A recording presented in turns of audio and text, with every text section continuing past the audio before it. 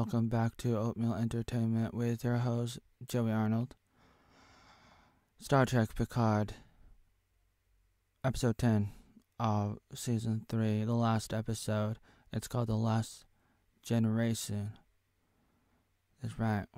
The next generation having their last generation. And I just want you to know that, to be frank, like, I'm very skeptical a lot. Like, while I was watching this episode, I'm just, like, thinking about the writers, and I'm like, okay, what are they gonna do? Let me tell you, spoiler alert. Let me tell you how I feel. Like, as I'm watching, I'm just, like, I'm thinking, are they gonna kill Picard? Are they gonna do this? Are they gonna do that? Is it gonna be good? Is it gonna be worth it to kill off some characters, or to do this thing or that thing? And I'm always like thinking, just thinking through these things while I'm watching and trying to enjoy it, because I thought this last episode was the best, and that's what I want you to know. There's a lot of things that I'm thinking about while I'm watching it, and I'm enjoying it, but I'm also being a little bit critical as I'm trying to analyze this episode. And I was a little upset, I was a little upset that there was no Captain Kirk, because we saw his body earlier. They had his body in that little space station thing on a bob. What's the captain? What's the actor? I mean, the actor that played Kirk. What's his name? Don't remember. It's on the tip of my tongue. But I was just thinking, like, he should be there. But not really. And just there's a part of me that kind of wanted him to like pop out somewhere and be like, oh, I know what to do. This episode is brilliant. I'm gonna walk you through this episode really quickly, but I just want you to know how I feel. I feel really good. The little oatmeal part of me feels really good. Right? Look at me. I feel really good. Right? I feel really good about this. I wanna feel like I can talk for hours about this. Let me tell you, I feel like a little kid again. There's a lot of things I can say, but what I want to say right now, before we get into the episode, is the way they end the episode was actually they were like ending the episode again and again several times. It felt like I was watching Return of the King, Lord of the Rings, Part 3, where, like, if you remember that movie, it was, like, really long. People are like, when is that movie ever gonna end? It's like, oh, is it over now? No. Is it over now? No. I'm not complaining, but I'm just making a comparison because I thought it was kind of like that, because I felt like the end of this episode, I was like, it's over. Okay. No, it's not over. And then, oh, it's over. No, it's not over. And then even after the credits, you see Q. And it's like, so it looks like they're gonna, like, possibly do a new show, a spin-off with Captain Seven and Jack Picard, and he's gonna, like, have a try with Q, who's, like, still alive, or is his former self doing it. And I thought that was really interesting, and that would be really good. That would be really good. I'm breaking up. I'm malfunctioning. I feel like I'm Data. What did Data say? Hold on. What did he say? First thing I want to know about this. So Geordi, I really liked it when he said, we go with Data's gut. And then Data's flying the Enterprise D into the Borg. And it's like, this is like Star Wars A New Hope all over again. I mean, Return of the Jedi. flying right in the Millennium Falcon, going right into the Death Star. And I really liked when Data said, being human is just as difficult as the desire to be human. Right. You may be looking at me and be like, what about you, Oatmeal? You're oatmeal, right? You desire to be human, but you did the oatmeal. You did the oatmeal. And you find yourself in the most random places in the world. You're in the Aqua music video, the Candyland music video. How did you get there? Jack, your truth is behind that door. Let's not talk about protein. They're transforming everybody. Doesn't that kind of remind you of something? It's a good day to die. They lost the Wi-Fi. I must find Jack in the Borg. The big, giant Borg thingamabob that's floating right above Jupiter or Saturn, one of those planets. Thank God for centralization, because I could just, do this. It's a good way to end the episode and the whole entire series. Don't worry. I will never come back. They're probably gonna kill my character. But that's okay. As a father, I'm gonna give my son, Jack, the son I never knew. It's Jupiter. It's me, Mario. It's me, Jupiter. Oh boy, this thing really big. This big Borg thing. It's so big. It's bigger than a cube. It's like thousands of cubes stuck together. The Borg is controlling Starfleet. They infiltrated Starfleet. They evolved. They're not assimilating any longer. And they're transmitting, they're broadcasting from this. It looked like a bunch of needles. A little itty bitty Enterprise.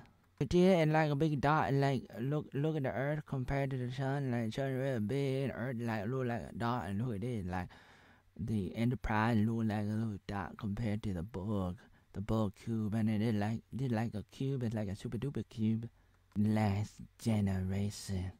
Did I tell you it ends with them playing cards? That's a callback to one of the last episodes, and there was a episode where they had to repeat the day again and again, like a Groundhog Day. Very fitting. Until what happened? Not Picard, but Data. Data's the one that figured it out. He was able to save the day. Otherwise, they just kept on dying at the end, the Tomorrow War movie with Tom Cruise. What was that movie called again? The Tomorrow War, and that. Like the Groundhog Day movie. Meanwhile, Starfleet is firing on the thingamabob in the sky that's protecting the Earth. It's kind of like Star Wars, Return of the Jedi all over again. They blow it up so they can instead of blowing up the Death Star, they're gonna blow up the Earth. All the big cities. It's like Independence Day. It's like Mars Attack. Except the aliens are human. Reading Rainbow. The other Reading Rainbow. 7-Eleven, here to save the day. Boom, boom, boom, sakalaka. They beam away as they're almost losing the battle as changelings. And then they get stuck here. I apologize for the intro of this video. So slow. And now, here's a word from our sponsor. Look, it's a Space Needle. Fauci is having an orgasm. Counselor, Troy. Troy? What is it? What do you feel? I feel like you can save a lot of money by switching to Geico. There's this psycho inside the Borg. It's a Borg inside the Borg. It's like a Russian doll. It's there's a Borg inside a Borg. Inside a Borg is like a clown car with clowns coming out forever and ever and ever. Lame Saw play along song. It just goes on and on and on. Keeps on coming out. Russian doll inside a Russian doll inside a Russian doll. A dream within a dream. An oatmeal within an oatmeal. There's this sadness. We gotta address this. It's like an analogy of being depressed. Ooh, Epstein. Depressed. No, he wasn't. So much misery. I hate the Borg. Set up, Data. No, I'm human now. that a human. It was great serving everybody as you Captain Picard, Jean-Luc Picard of the USS Enterprise. Cue the song. Boop, boop, boop, boop, boop, boop. But seriously, friends, this is the part where it's like you really feel like they're just gonna kill him. And why not? They don't. Spoiler, they don't. But at this moment, like I said, I felt like they're going to kill this guy. What? Omnia, you don't have any hope for me. I have, like, hope for the character, but not you as an actor, and not some of the producers and writers out there. I don't know. You have... There are 4 lights. Don't you know that, Omnia? There are... Okay, I got it. Good luck, Captain. They beam onto the Borg, and then they part ways. The two go look for the homie beacon thingy, the transmitter thingamabob, so they can like turn it off so that the Starfleet will stop taking orders from the collective. That's right. That's the thing about centralization within the internet and everything, you know, the Internet of Things. The Internet of Things, think about that. That thing called the Internet of Things and the Internet and all that centralization of, like, big tech and everything else. Like, this is basically a super duper cool analogy. It's kind of ironic in a way. It's similar to what happened in Matrix 4. Kind of ironic. I don't know if they do that on purpose, but it works. So it looks like a lot of the Borg are messed up because at one point they did something terrible to the Borg. Not terrible, but it was presented as terrible. I mean, not exactly, but it's like, I mean, it's kind of like, at least according to the Borg Queen, it's like they attacked the Borg, even though the Borgs are like terrorists in a way, like that. I mean, not to justify the Patriot Act in America. Ooh, 9/11. Ooh, we gotta go after weapons of mass destruction and go around starting wars in other countries. I'm not endorsing that. I'm totally against it. But I would say the Borg is not that. Borg are a little bit different. But there's that comparison thing again. It's very dangerous. And it's very easy to be like, yeah, you know, like, oh, it's just bad people. Yeah, I mean, it's like, it's very easy to look at something and think like, we gotta destroy them. Destroy people. Like, I don't want to destroy people, and that's one of the problems that I got with The Walking Dead. I love Rick Grimes. I love a lot of characters. I've been watching The Walking Dead for a lot of years, like since 2010.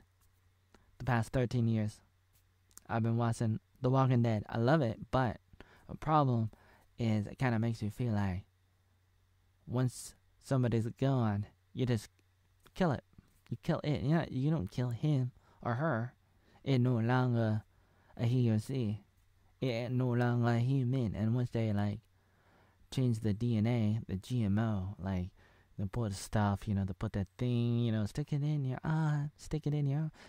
Once they do that, they put it in your arm. I mean, put it in the food, and then you eat the food, and then it changes you, and then you can justify like, oh, that's no longer a human. Like, that's a zombie, that's a Borg, that's an NPC. It's like you want to be careful about doing that. Sometimes you gotta like, you want to like go after the bad guys and kill them, like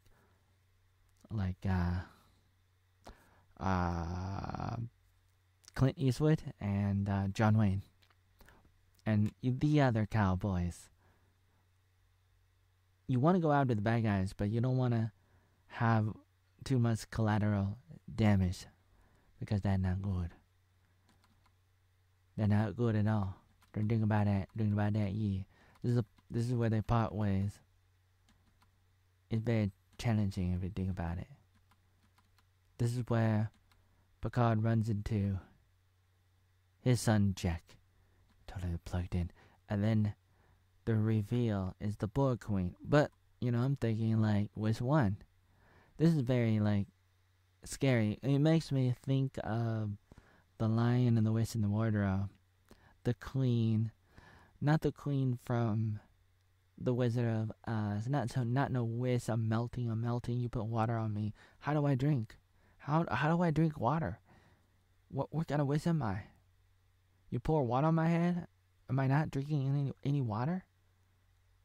What kind of weird magic is it? Am I totally consumed by magic? This ain't no wizard. This ain't no wish. This is a Borg Queen, which I thought died.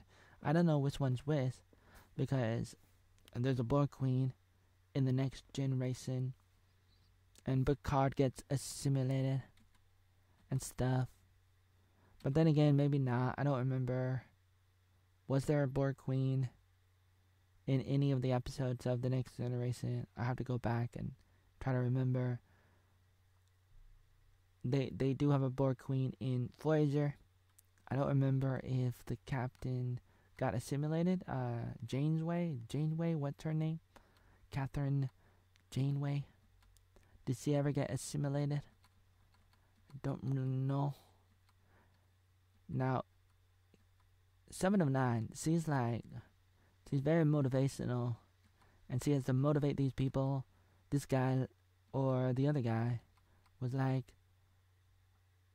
I'm just a cook.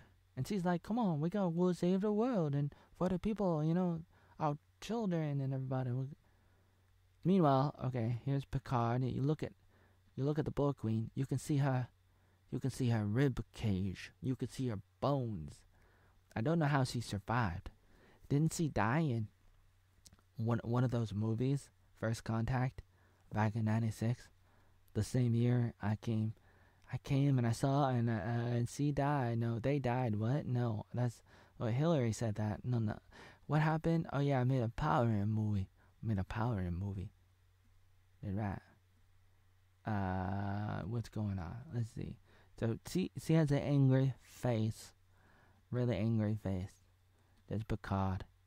She's like having a heart attack, but then she realized she doesn't even have a heart. She's like the grins. Picard's like, what are you doing? I don't know. What am I doing? I'm trying to take over the world because I'm angry. Wait a minute. Wait, whatever happened to the weird thing that was talking to the changeling lady? Was that just the Borg Queen the whole time? Or is there somebody else? What's going on?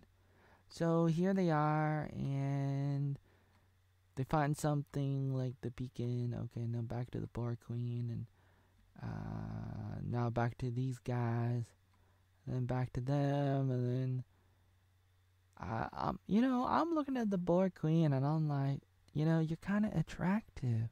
I don't know why. Do I have a thing for dead people? Oh, what? I don't think so. What's going on? There are 4 lights. Wait.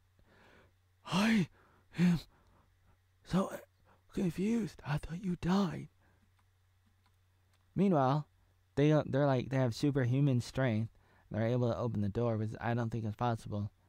I mean, how in the world? Are you telling me that the doors are not that strong? Give me a break. Oh no, we just work together and we open the doors. Give me a break. What else is going on? So Worf is fighting with a sword, even though he has a gun. He has a phaser. And Worf says, "Well, I have a phaser, but I want to use my sword because swords are fun." Ha ha ha. They are. Okay, give me a break.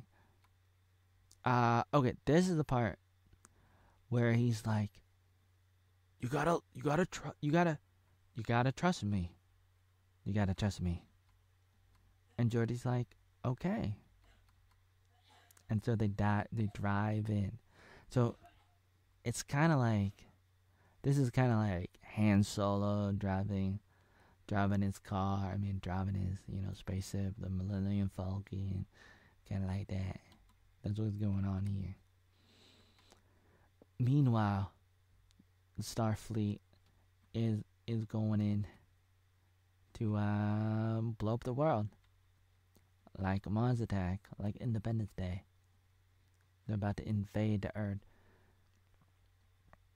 and it's like the Borg Queen and her army is almost dead because they got like cancer or something. They got infected by either Picard or probably by the Voyager. Maybe the Voyager people did it during one of the episodes of Voyager. I mean, I kind of remember that. That's probably what happened. I'm just, confused. I guess what, I can't remember what is canon. There might be multiple Borg Queens, and that's how they justify it. And they're like, well, one died, but then there's another one, and there's another one. And they all look sort of the same, but there's a couple different actors that play the Borg Queen. And I don't know which one she is. I don't know if she's the one that was in one of the shows or in one of the movies or what. And I don't know how she relates with the previous season of Picard. Now, Picard does a Matrix thing. Like, he's like Neo. He goes into the Matrix. He goes into the Borg collection. His family reunion with the robots.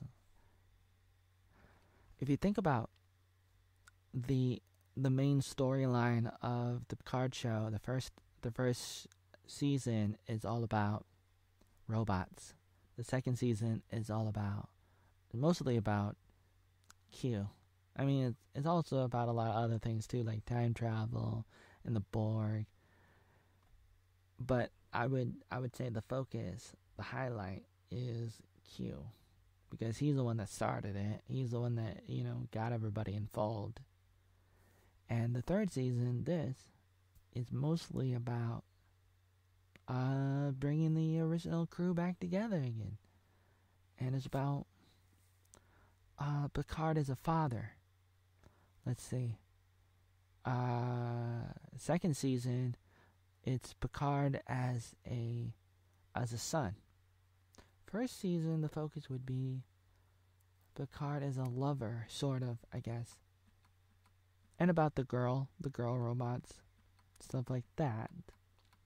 So the storyline of Picard as a father is really good. And why not? I mean, at this point, you're just plagiarizing Star Wars. Darth Vader as a father to his son, Luke Skywalker, and then turns back to the light side of the Force, saves the day, throws the Emperor, Palpatine, in the hole. Throw him in the hole. They throw him in the hole. Oh my God, you're testing my heart. Yes. Come to the light. How many lights? 4 lights. Wow. And then he just remembers all the good times, and then he comes out, and they don't have a lot of time before everything blows up.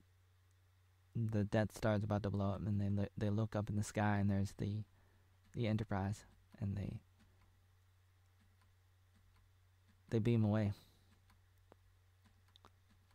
And there it is. You look up. It's the Enterprise. And they're happy and they're smiling and they beam away. And here's the Borg just like screaming, like, "No, I'm gonna blow up again. I'm gonna melt away. I don't like this. I don't like this." Picard is happy. The Borg Queen not so happy. This is the part where they're about to murder everybody, but then boom, they get disconnected from the hive and they turn back to normal. and that's the best way to like resolve the biggest problem they've ever had, and it's like the best episode they ever had, and it's like this is a common way to resolve a big problem. You know, press a button, blow up everything. You know, it's like boom, and then everything is all fixed magically. It's kind of makes it everything like it makes it pretty dramatic, kind of silly in a way that it has to be like it has to be so simple. It has to be so centralized, but that's a common denominator. It's a common theme. It's the easiest way to clean up a mess. Otherwise, it's like it'd be impossible. But you know, if it was more complex, more decentralized, which is what the Borg should have done, and in a way, the Borg has been a little bit decentralized. Like every single cube is somewhat decentralized, but then again, maybe they're connected to a headquarters somewhere out in space. But at the same time, they're not totally reliant on the head cube, I would imagine. I mean, I don't know, but I would say that that an individual Borg cube could do whatever, and therefore the logic would be, how about have a bunch of very small cubes, or every single person can be their own cube. Individualism. Did I say that correctly? Individuality, like instead of collectivism, because then it's like, then if you blow up the big Borg cube, it's okay because you're still like the bad guy, and then you take over the world. I mean, that's like, it's like if the Borg wanted to take over the world, they should have done the blockchain thing, the Bitcoin thing. Just decentralize it, and then it's like it's impossible to stop. This is the Borg Queen melting again. It's like Ivan Ooze in a power angle. There's the Death Star blowing up. I mean the Borg Queen. I mean the Borg Cube. And there's the Enterprise. There's the hot reading Rainbow Girl. There's the hot Seven, who's being cosplayed by that Star Wars girl, Anna.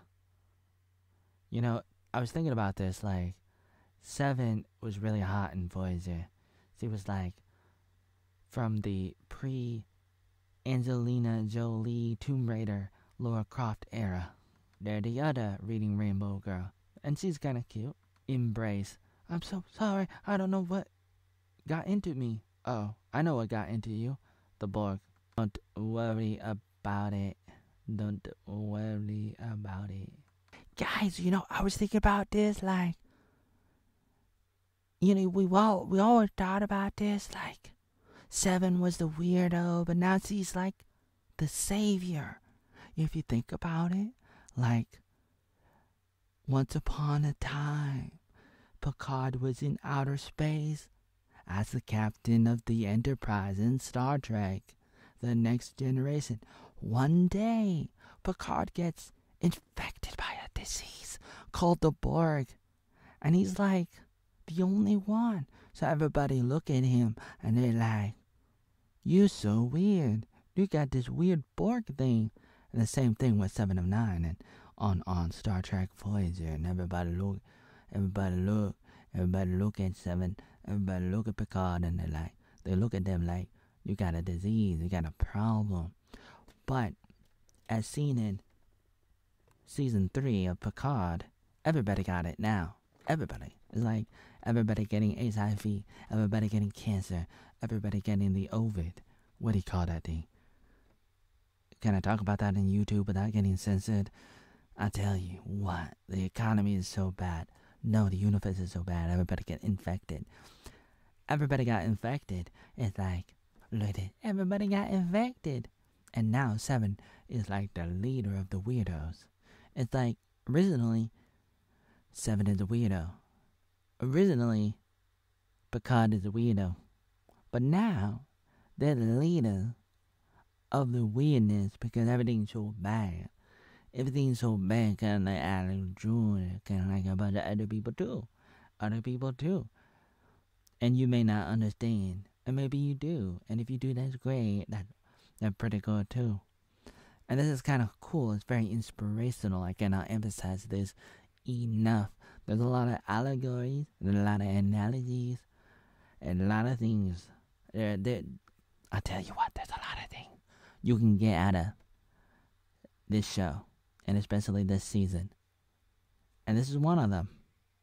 This is one of the things. And like you think something is a bad thing, it can turn around and become a good thing. Like this. 7 is now the leader of the pack, leader of the misfits. Because now everybody broken, and they're healing. There's thousands of people in Starfleet that are like, oh my God, I was a Borg. What's it like being a Borg? Can I live life being a Borg? And 7 can be like, hey, you better make me a goddamn admiral before I tell you. Before I write my self-help books, start my own TED Talks, talking about all this. Same thing with Picard. Oh, baby. Oh no, it's the lawnmower man. A hug, a kiss. Everybody's so happy. And then, suddenly, what happens? Worf is tired. But don't take my word for it. Look at these hot people, 4 hot girls. They're kind of hot looking. And as a father, he pretty happy. The father and pretty happy. Maybe they should let other people ride this legendary star thingamabobber spaceship. There she is. Who that girl? And now, Beverly Crusher is like an admiral.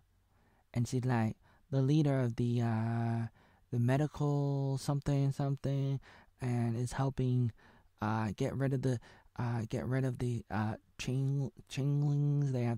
Everybody has to like teleport, and so they can get all the DNA stuff out of the Picard DNA out of their body. Get out of my body into my belly. So they're doing that. They're that guy again, Mr. Vulcan, Mr. Tuvok, and he have a conversation with 7, and 7 like, you know what? I'm gonna resign. You're right. I'm out of here. I had enough. I'll make it easy, friend. And then he busts out a Star Wars hologram, which you never really see I didn't really see until later on. Now they got it. And so, Mr. What's-His-Face, he like, Mr. Booker T, not Booker T. He's like, Mr. Shaw, yeah, that's right, Captain Shaw. He like, I recommend her to be captain. So, Mr. Tuvok, he like, your resignation is rejected, Captain. And she's like, oh, okay. And then, oh, hi, Grandma. Oh. And then Mr. Wolf come, and he says some stuff to her. And then they hug. They hug it out. Oh, baby. Meanwhile, there's Data.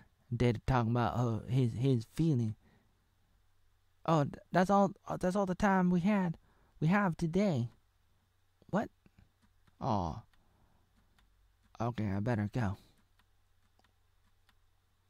Hey, how you doing, Data? I'm okay. Oh. 1 year later. What going on? 1 year later. There they are on the Enterprise. And then they turn it off. And they're like, okay, we gotta go. And so, like, I'm watching this and I'm thinking to myself, what was I thinking? Hold on, let me find my body. There it is. So, I'm thinking to myself, like, no. Click. Okay, no. How do I move my face? There it is. So, I was like, I was thinking to myself, yeah. Is it over? Is this like Lord of the Rings all over again? Are they gonna end the episode now? How about now? Is this like Return of the King all over again? Are they gonna... Oh no, I'm becoming Voldemort. I'm becoming Gollum. So they turn out the lights. Somebody turn out the lights. Turn out the light. Turn out the light. There's Jack pacing around a bunch, and Picard like, I used to pace like a light year back in the day. Yeah, it no problem. So yeah. Okay, Jack is being put on the Enterprise G. So they